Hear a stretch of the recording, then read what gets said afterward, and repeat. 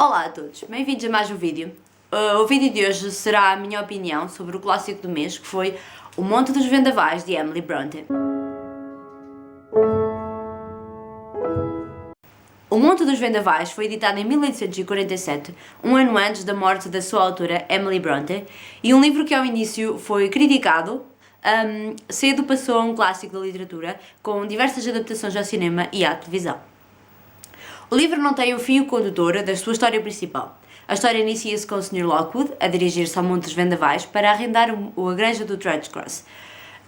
Com a sua ida ao Monte dos Vendavais, ele cedo percebe que o monte não é uma casa normal e todos aqueles que a habitam também não o são.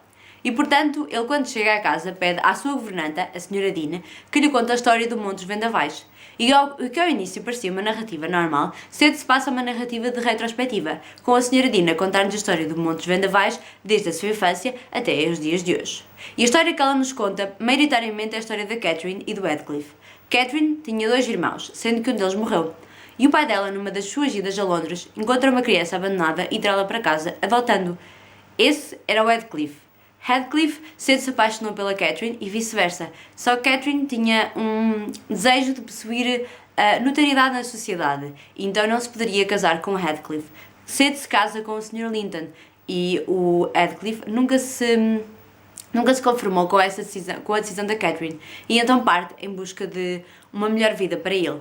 Quando regressa, a Catherine está um pouco indecisa sobre com quem há de ficar naquele momento, se com o Sr. Linton ou se com o Heathcliff. E naquele momento eles começam a tomar decisões que magoam a ambos e a eles próprios. Catherine, ao dar à luz a sua filha Katie, morre, e o Heathcliff nunca se conformando, nunca vai aceitar a filha da Catherine, Katie, e o seu próprio filho, o Linton. Após a morte, a Sra. Dean continua a contar a história do Heathcliff, mas desta vez no seu relacionamento com as outras pessoas, com o seu filho e com a sua sobrinha Katie. Como esta história não tem um fio condutor até ao seu final, ao não ter um fio condutor, a história levou a um final um pouco estranho. Não havendo um final concreto, apenas a morte do Heathcliff, que depois da morte se juntou à sua amada Catherine e finalmente tiveram o seu final juntos. Mas após isso, não houve finais característicos de cada um, ou seja, finais explícitos. Sabemos que a Katie iria casar com o Harrington, mas não chegámos a saber qual o final do Sr. Lockwood, nem muito menos da Sra. Dean, que passou o livro todo a narrar-nos a história, mas no fundo nunca teve direito à sua própria história. Apesar de não ter gostado da parte da história contada em si, uma das coisas que mais me cativou neste livro foi a escrita. Emily Brontë tem uma forma de escrever brilhante, maravilhosa mesmo.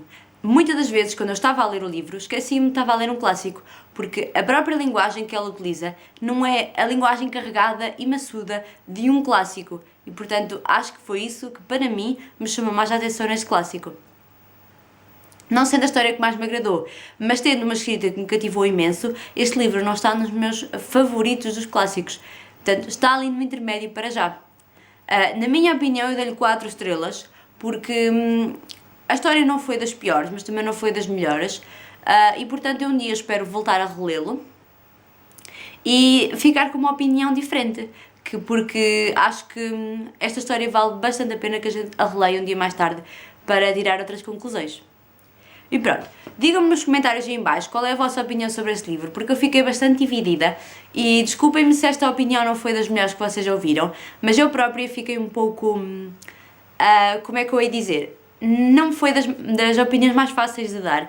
Eu própria sinto-me um bocado gaga a dizê-la, porque é daquelas coisas que ficou ali naquilo. Portanto, quero que me digam nos comentários em baixo, tanto aqui como no blog, o que é que vocês acharam desta obra. Tenho recebido imensos comentários vossos sobre livros para ler de clássicos. Obrigada por isso e continuem a deixá-los aí, porque se eu não os ler agora nos próximos tempos, irei lê-los com certeza, porque são indicações ótimas e portanto espero que tenham gostado. Comentem, subscrevam e ponham gosto e até ao próximo vídeo. Tchau!